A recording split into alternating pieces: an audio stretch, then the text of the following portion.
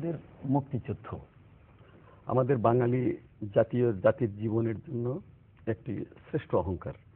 এখানে আমাদের সামরিক বাহিনী থেকে আসা এবং আমাদের মুক্তিযোদ্ধারা এবং আমাদের পুলিশ বাহিনীর সদস্যরা, সর্বোপরি আমাদের দেশের সোসাইটি থেকে আসা আমাদের দেশের জনগণ সার্বিকভাবে এই যুদ্ধে অংশগ্রহণ করেছে। এই যুদ্ধে আমাদের সামগ্রিক একটি জনসমর্থন এটা আমাদের এই যুদ্ধের সঙ্গে ছিল।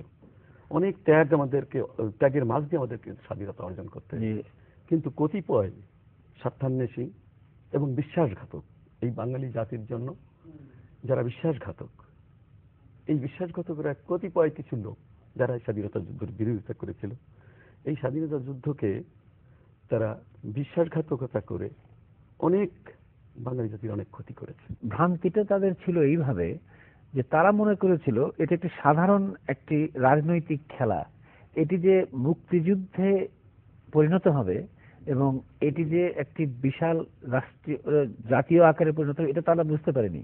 তখন যখন ইলেকশন বা নির্বাচন হলো, নির্বাচনে বঙ্গবন্ধু যখন জয়ী হলেন, তখন দেশের যে ভাগটা কিভাবে ছিল, বাঙালি জনগোষ্ঠী যারা মুক্তিযুদ্ধের দ্যাট ইজ দেশ স্বাধীনতার প্রতি বঙ্গবন্ধুর প্রতি অনুগত, তারা একটি গ্রুপ।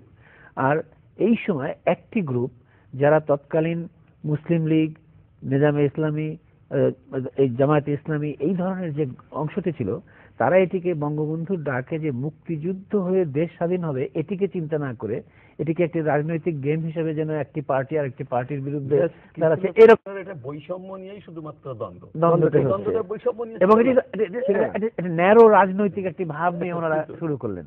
ওনারা মনে করলেন আদর্শিক যুদ্ধ, এটা ওনারা চিন্তাই করেননি। প্রথমে ভ্রান্ত ধারণা যে এটি একটি মুক্তিযুদ্ধ নয়, এটি একটি রাজনৈতিক চিন্তা, সেনাবাহিনী এই চেতনাকে ধ্বংস করবে, তারা আবার রাজনৈতিকভাবে উত্থান হবে, মুসলিম লীগ এবং জামায়াতে ইসলামী মিলে দেশকে শাসন করবে, পাকিস্তান সেনাবাহিনী, এবং ওই চিন্তা ধারণার সঙ্গে মিলে এই রাজনৈতিক ভ্রান্ত ধারণা থেকেই শুরু হলো। গোষ্ঠীটি বড় না হলেও একটি অংশ কিন্তু ছিল যারা এটিকে অনুভব করেছিল এবং সাপোর্ট করেছিল।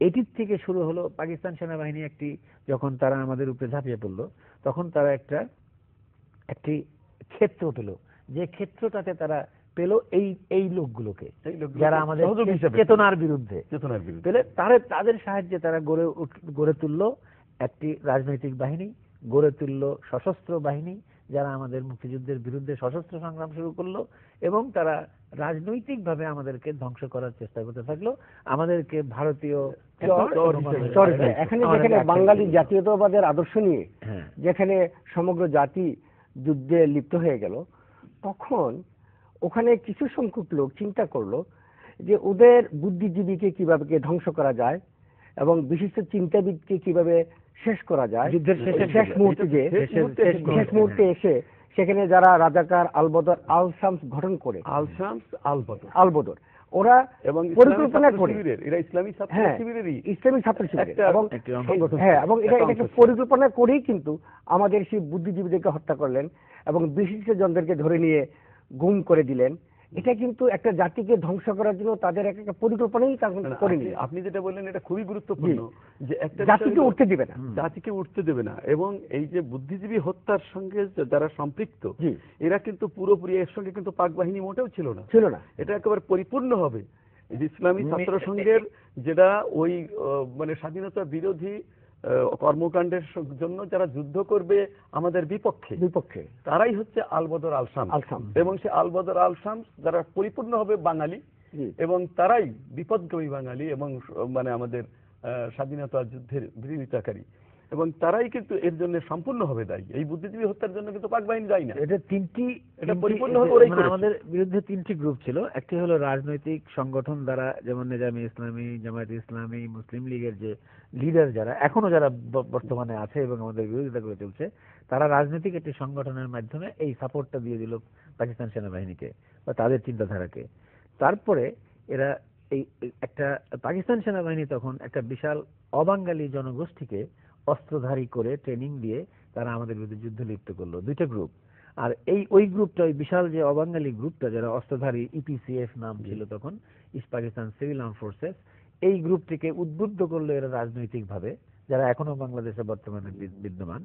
আর আরেকটি ছিল ওই ওই বাঙালি কিন্তু এদের সঙ্গে যোগ দিয়ে আমাদের হত্যাযজ্ঞ করার জন্য তারা মেতে উঠলো। পশ্চিমা গোষ্ঠী কিন্তু জানতো না যে একটা বুদ্ধিজীবী বা একটা ডাক্তার এবং একটা বিশিষ্ট জন কোথায় কোন বাড়িতে সে বসবাস করেন, কখন থাকেন, এবং সে লোকটাকে এবং আলবদর আল শামসী কিন্তু তাদেরকে সেগুলো মানে আইডেন্টিফাই করার জন্য সহায়তা করছে। আদৌ কিন্তু ওরা ধারাবাহিকতাগুলো এখনো চলে আসছে, এখনো চলতেছে। এখনো যেমন ধরেন কিছুদিন আগেই এই এই এই গোষ্ঠীটি প্রথমে বলেছিল যে যুদ্ধ অপরাধীদের বিচারগুলো আমরাও মেনে নেব। আজকে দেখেন কয়েকদিন আগে তারা বলছে তাদের সরকারিভাবে এবং অফিসিয়ালি তারা বলছে যে এই যুদ্ধ অপরাধীদের বিচারটি রাজনীতিকরণ করা হচ্ছে, এটি বিচার বন্ধ করতে হবে। এই যে মিলেনিয়াম জাম্প কোথা থেকে কোথায় চলে আসলো, এই যে মানুষের যে তাদের যে অনুভূতিগুলো মুক্তিযুদ্ধের বিরুদ্ধে সেটি এখনো বিদ্যমান, এবং তারা এই এই এই বিদ্যমান অবস্থা থেকে চালিয়ে যাবে যে পর্যন্ত না আমাদের এই যে গত সমাবেশে বেগম খালেদা যে কথাটি বললেন যে যুদ্ধ অপরাধীদেরকে, যাদেরকে যুদ্ধ অপরাধী হিসেবে যাদেরকে গ্রেফতার করা হলো তাদেরকে ছেড়ে দিতে হবে বিনা শর্তে। ঠিক যেভাবে আমাদের ওই গোলাম আজম সাহেব এবং অন্যরা বলেছিল যে যুদ্ধের সময় ভারতীয় চর হিসেবে মুক্তিযোদ্ধারা কাজ করছেন, একই ভাষায় উনি বললেন সেই লোকগুলোকে আজকে ছেড়ে দিতে হবে। মুক্তিযুদ্ধ যখন আরম্ভ হয়, পাকিস্তানি সে শাসক গোষ্ঠী, সে হানাদার বাহিনী কিন্তু সেই আওয়ামী লীগ এবং হিন্দু জনগোষ্ঠীকে বেছে বেছে তাদের বিরুদ্ধে বিভিন্ন কার্যক্রম পরিচালনা করার জন্য এই আলবদর আল শামস রাজাকাররা উঠে পড়ে লেগে গেল। এবং দেখেন 2001 সালের নির্বাচনের পরেও, অব্যবহিত পরেও ঠিক এই একই ঘটনার পুনরাবৃত্তি ঘটেছিল। এবং এটা বলতে হবে যে ঠিক ওই স্বাধীনতা যুদ্ধের সময় যে মানসিকতাটা কাজ করেছে এবং এখনো 2001 সালেও সেই একই মানসিকতা। এখন থেকে সংখ্যালঘু নির্যাতন, দেশ থেকে মানুষকে বহিষ্কার এবং এই চেতনার পক্ষে যারা মুক্তিযুদ্ধের তাদের বিরুদ্ধে একটি হত্যাযজ্ঞ এবং ভারত বিরোধী কিছু সংখ্যক লোক আমরা যা দেখতে পাচ্ছি বাঙালি জাতীয়তাবাদ এবং বাঙালির স্বাধীনতাটাকে এখনো মেনে নিতে পারছে না, এবং তারা কিন্তু একটা প্রতিক্রিয়াশীল একটা গোষ্ঠী, আন্তর্জাতিক পর্যায়ে তারা এগুলি কাজ করে যাচ্ছে।